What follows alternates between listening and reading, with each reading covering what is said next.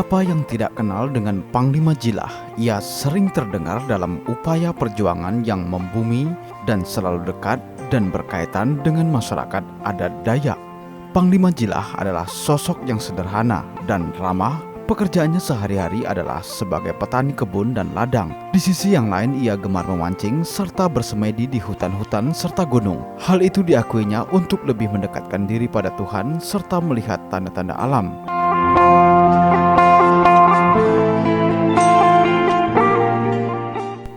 Masyarakat Dayak memang terkenal dengan khasnya, yakni hidup menyatu dengan alam. Bumi dikenal dengan istilah ibu bumi dan langit sebagai ayah yang menaungi.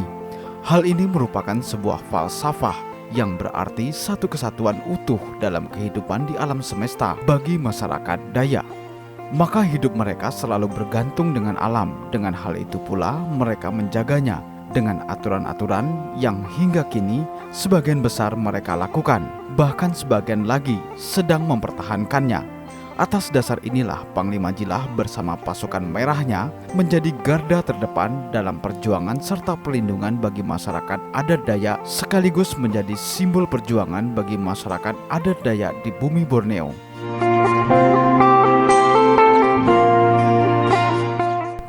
Berikut beberapa upaya yang dilakukan oleh Panglima Jilah dalam upayanya memperjuangkan adat serta budaya bersama pasukan merahnya.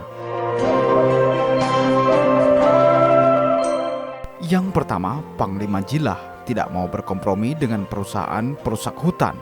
Panglima Jilah sangat menentang usaha perusakan hutan dengan alasan apapun, baik investasi, pembangunan, penanaman kebun, atau yang lainnya. Sebab menurutnya, uang tidak akan bisa menjadi solusi jikalau alam telah rusak. Ia menyatakan apabila Kalimantan juga merupakan bagian dari paru-paru dunia, mestinya harus dijaga kelestariannya. Bukan hanya masyarakat, namun juga pemangku kepentingan, yakni pemerintah yang harus ada di garda paling depan untuk memperjuangkan hal ini. Sebab manusia tidak bisa hidup tanpa alam yang lestari. Jika alam telah rusak, maka kehidupan pun akan punah pada masanya. Arif dan bijaksana mengolah alam dengan tidak tamak dan serakah. Begitulah konsep yang ditawarkan oleh Panglima Jilah. Namun jika masih ada perusahaan yang nekat merusaknya, maka ia menegaskan jika perusahaan itu akan berhadapan dengannya. Hal ini seperti yang diungkapkan dalam satu wawancara eksklusif channel YouTube Saragah Borneo mengenai nasib hutan Kalimantan di tanah Borneo.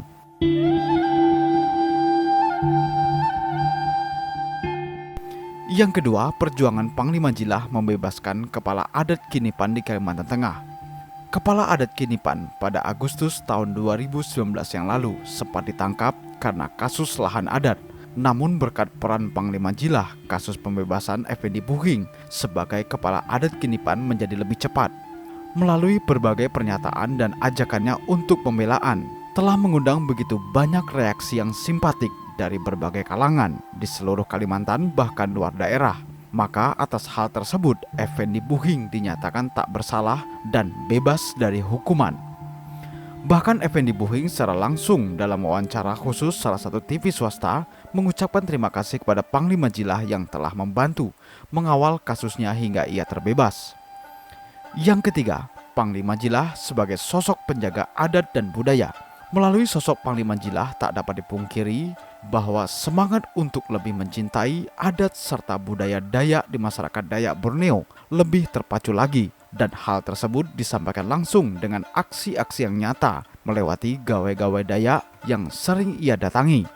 Panglima Jilah tak segan-segan untuk datang ke kampung-kampung, sekalipun itu jauh dari jangkauannya. Upaya itu dilakukan demi menjaga marwah serta mempersatukan identitas agar tetap kokoh dan tidak luntur dimakan oleh zaman. Yang keempat, Panglima Jilah sebagai pendiri pasukan merah.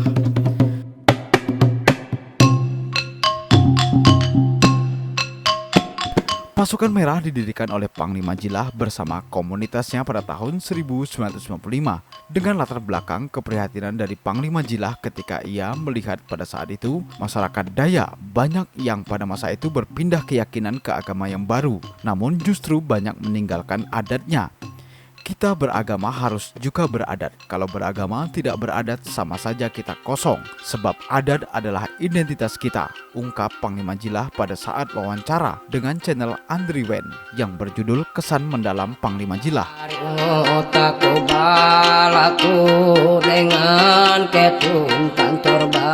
Pasukan Merah dibentuk bertujuan untuk membentuk manusia yang beradat dan beradab. Dalam artian beradab adalah mengerti serta dapat menerapkan akan sopan santun dan tata cara hidup sesama manusia dan kepada alam serta makhluk lainnya. Sedangkan adat merupakan aturan yang dibuat untuk manusia agar mengerti tata cara hidup secara keseluruhan.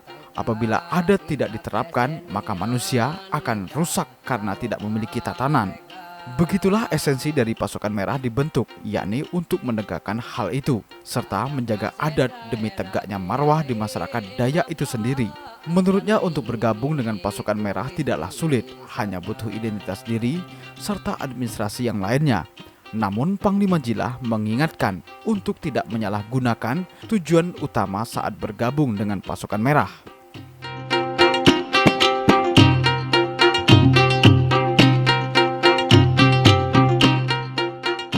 Dengan upaya-upaya perjuangan yang dilakukan oleh Panglima Jilah dengan pasukan merahnya, banyak para pihak yang akhirnya memperhitungkan, sehingga marwah masyarakat adat Dayak tidak lagi dapat terinjak-injak.